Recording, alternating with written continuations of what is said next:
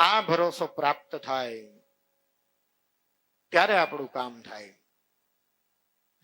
બાકી તો દોડતા રહીએ મંદિરે ભગવાન આગળ, પણ ભગવાને વિચારે ને કે આને ભરોસો નથી તો શું કરવું. વિશ્વાસ વગર એક માણસને કામ કીંચો ને તો એ પણ નહીં કરે. કામ કેશો ને એનું કામ કરીએ તો એને પછી ભરોસો નથી, ન કરે ને.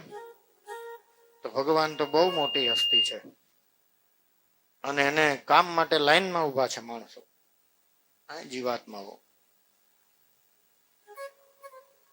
તો સાધન નહીં और इस कली में, આ કળિયુગમાં બીજું કોઈ સાધન નથી.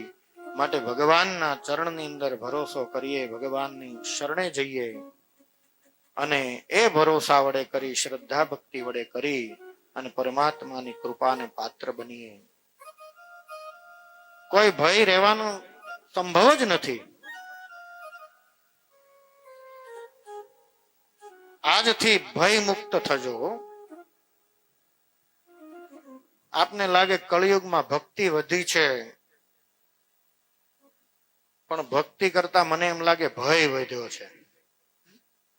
ભયથી કરાવે કે અમારે આ અનુષ્ઠાન કરાવવું છે, આ કરવું છે, આ કરવું. પ્રેમથી કરવાવાળા છે પણ બહુ ઓછા છે.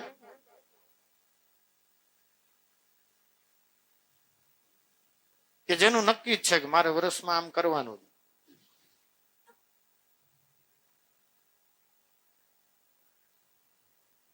ભયથી ડરી અને કરશું કર્મ તો ભય તો દૂર કરશે, પણ ભગવાન નજીક નહીં રહે. ભય વગર જે કર્મ થશે, ભરોસાથી જે કર્મ થશે, એમાં પરમાત્મા નજીક આવશે. તો પ્રભુને નજીક રાખવા હોય તો દ્રઢઈના ચરણ કેરો ભરોસો.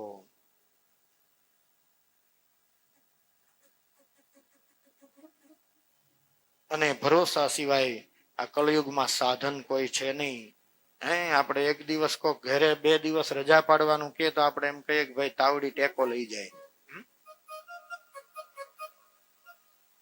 અથવા તો નોકરી ચાલી જાય, ધંધામાં લોસ થાય,